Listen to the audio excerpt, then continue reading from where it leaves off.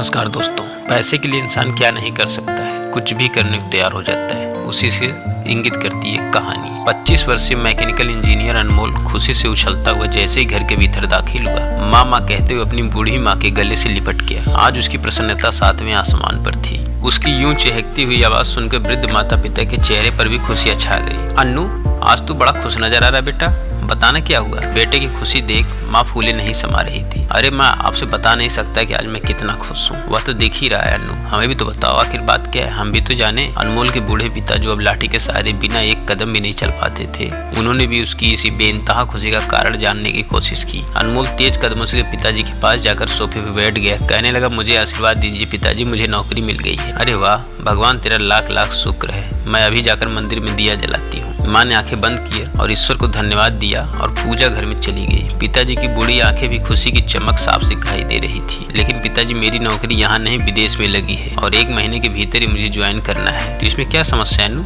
ये तो बहुत बड़ी खुशखबरी है। आज तुमने गर्व से हमारा सीना चौड़ा कर दिया है। पर अनमोल के चेहरे पर अब खुशियों की जगह चिंता की लकीरें थी। ओह, अब समझ में आया। तुम्हें हम दो बूढ़ी की चिंता सता रही है ना कि तुम्हारे बिना हम दोनों कैसे रहेंगे। नहीं नहीं अन्नू, हमारी फिक्र बिल्कुल भी मत करो। तुम्हारी खुशी में ही हमारी खुशी है। पिताजी की आवाज सुनकर अनमोल असमंजस में पड़ गया कि क्या कहे, कैसे कहे कि बात और कुछ है। तभी माँ ने भी खुशी खुशी कमरे में प्रवेश किया। हाँ अन्नू, तुम हमारी तरफ से बिल्कुल निश्चिंत रहो, हम सब संभाल लेंगे बेटा। तुम खुशी खुशी विदेश जाने की तैयारी करो। और फिर आकांक्षा भी तो है, वह भी आती जाती रहती है।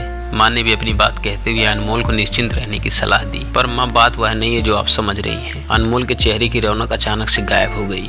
चिंता की लकीरों ने उसे कसकर जकड़ रखा था। फिर क्या बात है बेटा, एक बार कहो तो। जब तक तुम कहोगे नहीं तब तक समस्या का समाधान नहीं निकलेगा। माँ, दरअसल विदेश जाने के लिए मुझे 10 से 12 लाख रुपए की जरूरत है। उसका इंतजाम कहाँ से होगा? अनमोल की बात सुनते ही बूढ़े माता पिता के चेहरे की हंसी भी गायब हो गई। माँ, पिताजी, अगर आप लोगों को बुरा ना लगे तो मेरे पास एक युक्ति है। बुरा क्यों लगेगा बेटा, तुम कहो तो। अन्नू, तुम हमारे इकलौते लाडले बेटे हो, तुम्हारे लिए तो हम कुछ भी करेंगे। पिताजी ने युक्ति जाननी चाहिए। पिताजी, हमें यह घर बेचना पड़ेगा, इसमें मेरे विदेश जाने का इंतजाम भी हो जाएगा और आपने बैंक से मेरी पढ़ाई के लिए जो शैक्षणिक लोन लिया है वह भी चुकता हो जाएगा। अनमोल की बातें सुनते ही माता पिता के पैरों के तले मानो जमीन खिसक गई। उनके चेहरे की चिंता की लकीरें और गहरा गई। घर बेचने की बात पिताजी को अच्छी नहीं लगी। लेकिन अन्नू, ले देकर संपत्ति के नाम पर हमारे पास यह घर ही तो बचा है। अगर इसे भी बेच देंगे तो बुढ़ापे में कहाँ जाएंगे? इस उम्र में क्या हम दर दर की ढोकरे खाएंगे? नहीं नहीं बेटा, कुछ और सोचो, कोई और उपाय जरूर होगा। कहते कहते पिताजी लाठी टेकते टेकते अपने कमरे की ओर चल दिए। माँ, तुम ही समझाओ ना पिताजी को। मैंने बहुत सोचा माँ,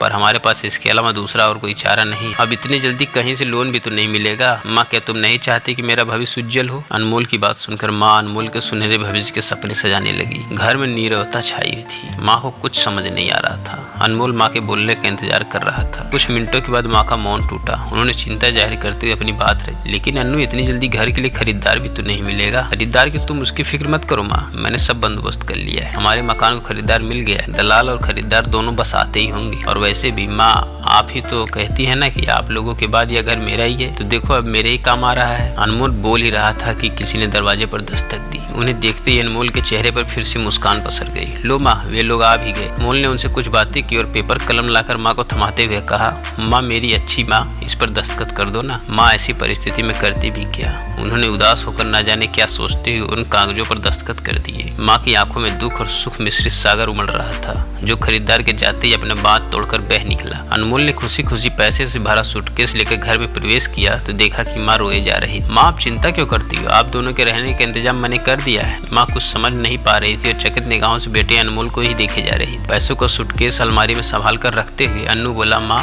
पास ही एक बहुत बढ़िया वृद्धाश्रम है, मैंने उसके मैनेजर से भी मिलाया। आप लोगों के रहने सहने का बहुत बेहतरीन इंतजाम है वहाँ। आप दोनों दिन भर इस घर में अकेले पड़े ऊब जाते हैं। मस्ती मजाक में आपका दिन वहाँ कैसे कट जाएगा आप इसका अंदाजा भी नहीं लगा सकते। माँ, वहाँ आपको आपकी उम्र के ढेर सारे लोग मिलेंगे। चेहरे पर झूठी मुस्कान सजाए माँ भीतर भीतर टूट रही थी। लेकिन उसके टूटने की आवाज उसके इकलौते बेटे के कानों तक नहीं पहुँच पा रही थी। कुछ हफ्तों बाद अनमोल विदेश चला गया। बूढ़े माता पिता की आंखों के जिस इकलौते तारे अनमोल ने उन्हें वृद्धाश्रम की दहलीज दिखाई, उसने विदेश जाने के बाद उनकी सुधि लेने के लिए एक चिट्ठी कभी नहीं लिखी। कुछ दिनों बाद जब इन बातों से अनजान आकांक्षा जब अपने माता पिता से मिलने उनके घर पहुंची तो पड़ोसियों ने उस कलयुगी बेटे की सारी करतूत बता दी। आकांक्षा डबडबाई आंखों से दौड़ी दौड़ी वृद्धाश्रम पहुंची, समझा बुझाकर अपने घर ले आई। तो ये कहानी सुधा सिंह व्याघ्र जी का है। अगर कहानी पसंद आई तो लाइक शेयर सब्सक्राइब जरूर करें।